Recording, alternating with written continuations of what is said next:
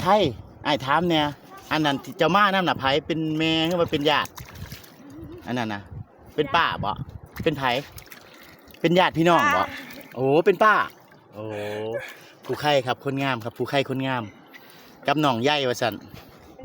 เพิ่นกำลังเฮ็ดปลาขะย่องครับเฮาสิขอซื้อน้ำน้องเมื่อกินครับทุกคนครับเฮาสิลองซิมเบิ่งว่าปลาขะย่องเมืองน้องเป็นปลาที่หากินได้ตามฤดูกาลยามนี้เท่านั้นยามน้ำหลากนี่สิบ่ได้กินครับเพราะน้ำมันขุ่น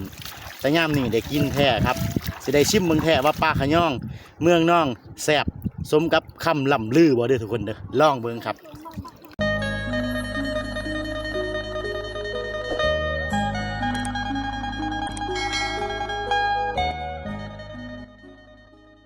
สบายดีโดยว่าแต่อายมาที่ใช้มาแต่บ้านมันบ่เอาแต่บ้านเลยบ่โดยเอาแต่บ้านก็มาจากมุกดาหารโอ้กะเขามาเซโปนโดย 2-3 มื้อแล้วก็เขามาเมืองน้องสิมาเบิ่งเขาว่าปลาขะย่องแม่นบ่มีหัวบ่มีตีนแต่เป็นปลาได้จังได๋เฮาจักจักกันเลยมาบ้านนี้โดยก็ได้มาเจอเจ้าโดยบังเอิญเนาะโดยถ่ายเบิ่งนี่เด้อโดยปลาหยังก็เขาเอิ้นปลาขะย่องไปเบิ่งนำกันเนาะภาษาเฮาเอิ้นว่าอากาขะย่องอากาขะย่องอากาคือปลาแล้วมังกรบ่แม่นมังกรเป็นตรีเด้อซะเป็นตรีน่าสิเป็นอาเซียเนาะอาเซียแม่นอาเซียเนาะโดยโอเคไปเบิ่งปลานำกันเนาะบ่าวเนาะเฮาอยากไปว่าแต่ซองง่ายแนวใดมันคนเดินทางเนาะเอาฝากกดไลค์กดแชร์นำเนาะฝากกดไลค์กดแชร์เด้อครับเด้อ FC น้องเด้อไปกันเลยนี่บ่ ได้บ่ปลาขะย่องนะ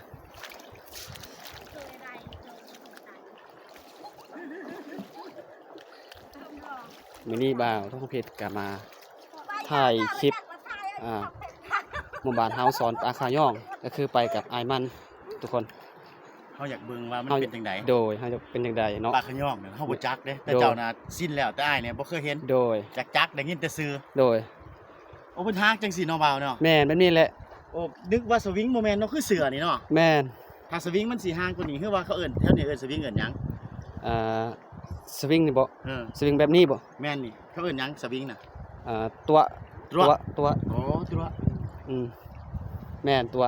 เฮาสิขอไปเบิ่งน้ำเพิ่นก่อนเด้อทุกคนโดยเอาทะเลนี่ทะเลอากากิขะย่อง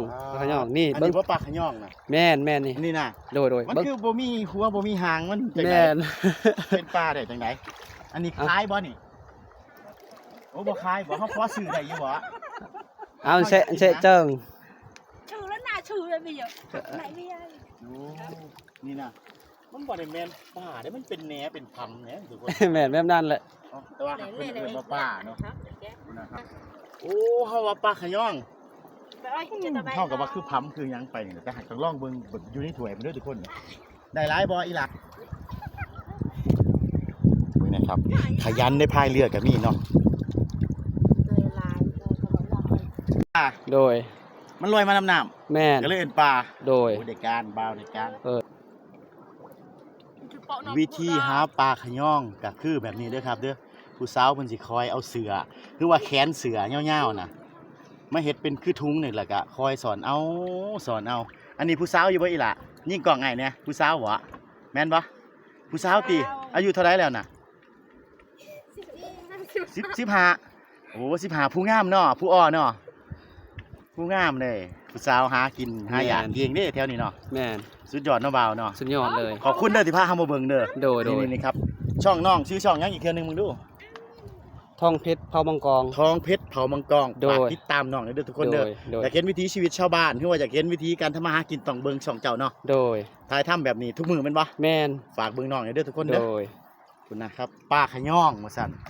หรือลองเบิ่งครับคุณน่ะเก่งแท้เด็กน้อยแถวนี้ผู้สาวอายุ14 15ปีก็มาหาเงินนะแม่นเนาะอีหล่าซื้อหยังนางไข่ซื้อไข่โอ้เฮ็ดไข่ซื้อนางไข่เนาะกับผู้ไข่ก็หมู่คือว่าแหละวะผู้งามก็หมู่ย่องน่ะแม่นโอ้ก็เป็นน่าสิเป็นพืชน่ะเนาะแม่นแต่เพิ่นเอิ้นว่าปลาขะย่องเนาะบ่าวเนาะเป็นพืชเนาะแม่นเขาเอิ้นว่าเป็นพืชลอยน้ำมาเนาะแม่นปลาถูกเฮ็ดลาบก็ได้เด้เฮ็ดลาบก็ได้โดยเฮ็ดลาบแบบว่าบ่ได้สิเฮ็ดจังได๋เฮาต้องใส่แป้งนัวเกลือผักแบบ ซุ่มไปเลยแบบนั้นเลย แบบวิถีชีวิตของน้องเด้อครับคือปลาขะย่องให้จักบ้านเฮามีบ่กะคอมเมนต์มาเด้อทุกคนเด้อปลาขะย่อง แม่น แล้วเฮาก็สิคิดว่าจักมันเป็นหยังแหละเฮาบ่จักคือกันเด้อบ้านเฮามีบ่เนาะอยู่ไทยเนาะทุกคนเด้อได้หลายเนาะผู้ไข่เนาะเด้อเนี่ยอาจสิอันนั้นเด้ออันนี้คือปลาขะย่องเด้อทุกคนเด้อเพื่อสิได้นี่น้องสอนใส่เวลาอีหลามาแต่จักโมงฮะไข่มาแต่จักโมง 12 โมง มาตั้งแต่เที่ยงพุ่นนะปลามาตั้งแต่เที่ยงนี่นะปลาขะย่องขายบ่คือว่ากินเนื้อเอามือจ่า ขาย โอ้ขายบ่อีหล่าอ้ายซื้อในเด้อขายจังไดนี่ฮะขายแนวใดน้องสิตอบเฮาจังไดน้องตอบคำเล่าบ่ได้บ่เนาะบัดนี้เนาะเดี๋ยวสิให้บ่าวถามให้เด้อทุกคนเด้อนี่ โดย ปลาขะย่องเนาะบ่าวเนาะ แม่นปลาขะย่อง ผู้ไข่ครับเป็นคนหาบ่ธรรมดาครับกับไข่นี่แหละแล้วงามตัวนี้ แม่น อีหล่าอันนั้นน่ะผู้ไข่เจ้าผู้หยังซะซื้อเจ้าน่ะฮะ ใหญ่ ไงโอ้ไข่ไงโอ้ไปน้ำกันได้เนาะไข่กับไงนี่เนาะมันเนาะหาคู่มือบ่โอ้หาคู่มือนะครับยิ้มงามนี่ สอดได้แย่เลยเพื่อนเลยนะอยู่ต่างกันไหมล่ะ ปลาขะย่องจ้ะเฮ้ยเขาเอาออกแบบนี้เลยบ่ แม่นแบบนี้แหละ โอ้ให้ขี้เนื้อมันติดอยู่ในสวิง แม่น ได้การ มันสะอาดเด้ โดย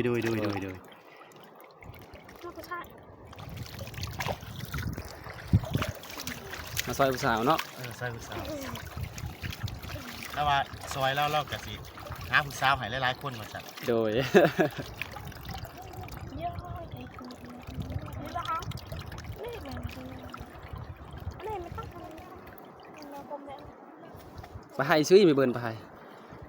ไม่ถูกกันแกเลย เมื่อวานนี้ไล่เพิ่นพาได้ ว่านี่หลาย โดย ๆได้บ่อีหลานี่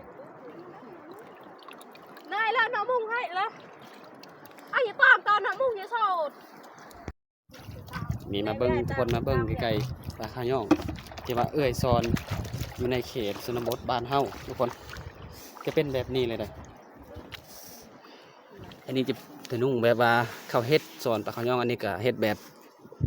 อันน่ะเสื้อทุกคนเอาแขนเสื้อเนาะเฮ็ดยาวๆแบบนี้เห็นบ่อันนี้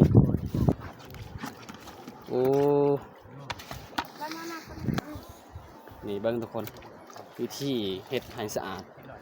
แบบนี้แหละ บ่มีหูบ่มีตีนเลยทุกคน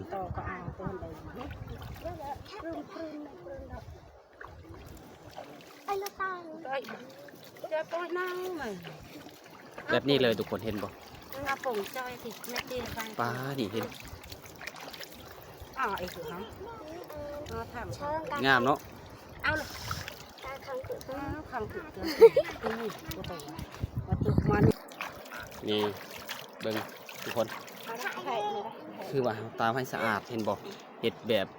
เวลาขี้พุ่นนี่อย่างต่างๆต้องเฮ็ดแบบนี้เลยทุกคน เบาจะนั่งอยู่ข้างอย่างเนี้ยเอ้า มาก็ร้อย นี่ต่อให้เด้อ โดย นี่1 2 3เดี๋ยวอีกรูปนึงเด้อน้องเด้อ โดย 1 2 3อีกรูปนึงบัดนี้เอาตามตัวแหละ โดย บ่เป็นหยัง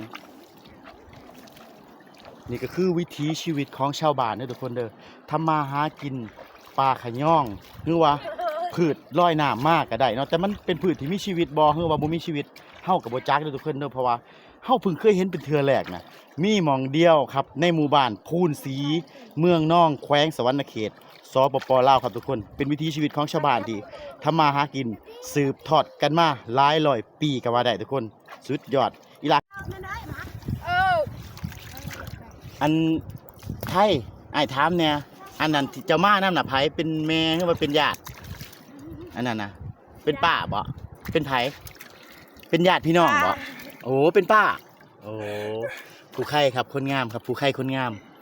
กับน้องใหญ่ว่าซั่นเพิ่นกำลังเฮ็ดปลาขะย่องครับเฮาสิขอซื้อน้ำน้องเมื่อกินครับทุกคนครับเฮาสิลองชิมเบิ่งว่าปลาขะย่องเมืองน้อง เป็นปลาที่หากินได้ตามฤดูกาลย่ามนี้เท่านั้นย่ามน้ำหลากเนี่ยสิบ่ได้กินครับเพราะน้ำมันขุ่นแต่ย่ามนี้ได้กินแท้ครับสิได้ชิมเบิ่งแท้ว่าปลาขะย่องเมืองน้องแซ่บสมกับคำล่ำลือบ่เด้อทุกคนเด้อลองเบิ่งครับ อันนี้เรียวเจอบ่นี่เพิ่น เจ้า โอ้ กระเรียมาเจ้า ทุกคนอันนี้เพิ่นว่ากะแบบว่าล้างสะอาดแล้วประมาณนี้แหละทุกคนเห็นบ่ โอ้อาเลียวอาจื้อแปลว่า อันเรียวชื่อแปลว่าล้างสะอาดแล้ว ล้างสะอาดแล้ว แม่น แต่ถ้าไผอยากล้างอีกก็ต้องเอามือให้ความสะอาดอีกเทื่อนึง แม่นเท่านึงหรือว่าซองเทือก อาเลียวอาจื้อ อาเรียวเจอ ภาษาบรูเนาะ ภาษาบรู บรูมังกรคือบูต โด รี ยแม่นบ่มังกร โอ้นี่บูมังกร มังกร ถ้าเป็นบูตรีก็ต้องอยู่แถวเซโปนแม่นบ่ เซโปนแม่น โอ้ถ้าบูตะโอยเด้อซะ ทางนี้ โอ้บูตะโอยก็ต้องไปทางตะโอย แม่นโดย ไปทางพุตะยง เย้า โอ้โดย โอเคประมาณนี้แหละ สุดยอดคนทั้งสี่นี่ล่ะไอ้ถามแน่ผู้ไข่หากินแบบนี้มาจักปีแล้วแบบนี้เป็นจักเฮ็ดเป็นแต่จักปีแบบนี้นะเฮ้ยอีหล่ะถามเป็นภาษาบรูใหญ่เป็นคนถามเนี่ยสิเอานำได้1 2 3 บ่ใครเวลาจิในตั้งงานมาเล่นอยู่จิ เป็นงานเช้าห้า 25โอ้ทุกคนเวลาเข้าค่ายนี่ถ้วยหนึ่งกะ25,000 วันละ25,000 โดย ก็ถือว่าพ่อกินคนซื้อ แม่นพอ คน กิน หากับพ่อหา พอหา เพราะว่าหายากสิเหลือเกิน โดย กลัวสิได้แต่ละตู้นี่โอ้โหลังคดลังแข็งเนาะๆ แม่นแม่น สุดยอดครับ ยอด ป๊าดโชเก่งครับต้องแช่อยู่น้ำนั่นจนตีนเปื่อยเมื่อเปื่อยพุ่นแหละเนาะโอ้เก่งแท้เด็กน้อยในชนบทนี่ไปอีกแล้วพุ่นน่ะไปหาเลยได้บ่ทันพ่อได้อ แม่น หักแท้เนาะ ให้กะหลังจาก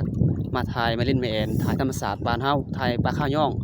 หมู่บ้านที่มาสอนพวกน้องๆและเอ่ยเนาะแล้วก็มาซื้อซอยเนาะอีตนเพิ่นเนาะเวลาสอน เฮาอยากลองเบิ่งพอ โดยอยากลองเบิ่ง กั กัน นถือว่าเป็นกำลังใจให้เพิ่นเนาะ โดยลงใจ ได้ขายเลยเนาะบ่ต้อง แม่ ไปหาหลอกขายเนาะ โดยก็ประมาณนี้แหละชุดยอดทุกคนไอายเพิ่นก็เป็นคนใจดีทุกคน มาผู้ไข่เอ้ย ใครแม่อากีเด้งของมือ ผู้ไข่มาขายให้อ้ายนะผู้ไข่เอ้ยอ้ายสิซื้อแล้วสิเมื่อป้าโตแล้วได้มื้อนี้อ้ายสิจูดงแล้วได้ภาษาเจ้าจูหยังฮะเมื่อเฮือนน่ะจูหยัง จูดง จูดงคือกันแม่นบ่ แม่น โอ้อาจสิจูดงป้าเจ้าแล้วได้บัดนี้ เจะมาขายให้อ้ายเลยเด้อสิซื้อซอยแม่น้ำแล้วก็ซื้อซอยน้องผู้ไข่คนงามนำคนออ แม่ มัน น จู้มาเลยบอกใน นี่ครับ หาตัว สิซื้อปลาขะย่องไปกินลองเบิ่งว่าเป็นจังไดหลามาหาตั้งแต่12โมงพุ่นโจนฮอด4-5โมงแล้วได้คู่บ่ฮอดคู่ซ้ำได้น้อยเดียวหนึงเนาะ แม่น พอได้เงินไปซื้อหยังก็ซื้อแป้งนัว สเปงนัว ซื้อเกลือ ซื้อเกลือ พอได้เอามากินในครอบครัวใส่ใจในครอบครัว โด เนาะ ยโดย ขยันเนาะเด็กน้อย ข ในช ยั น น บทเนาะ แม่นขยัน คำบ่หานี่บ่ได้กินแมันบ่เบา บ่ได้กิน กะสินอนเล่นละล่ากับบ่ได้กิน บ่ได้กิน เพราะมีเงินได้ซื้อข้าวต้มขนม แม่น ก็ต้องมาหานั่นนี่ แม่น ขนอนละล่าก็บ่ได้กิน บ่ได้กิน ต้องมัน โดยต้องมัน ต้องสู่ส้น โดย ต้องสู่ส้นเด้อทุกคนเด้อ โดย อันนี้คือน้องกำลังเตรียมตัวสิกลับเด้อครับสิจูดงสิมื้อเฮือนมื้อซ่านเพิ่นล้างอุปกรณ์การทำมาหากินเพิ่นล่ะเพิ่นก็สิจูแม่นบ่ผู้ไข่สิจูแล้วบ่แม่นบ่อีหล่ะยิงกล้องอ้ายดูหั่นเร็วๆต่อสิจูหรือยังยิงกล้องอ้ายแน่อีหล่ะคำแพงคนสวยอ้ายสินับเด้อ1 2 3เอาบ่หันสับ เอาทุกคนคลิปนี้ก็ประมาณนี้แหละใครเห็นคลิปนี้แล้วบ่เพชรขอฝากกดไลค์กดแชร์กดติดตามรับชมรับฟังจนจนจบเนาะเพื่อบ่เพชรเฮ็ดคลิปต่อไปเนาะเอาและพอกันใหม่คลิปหน้าทุกคนบ๊ายบาย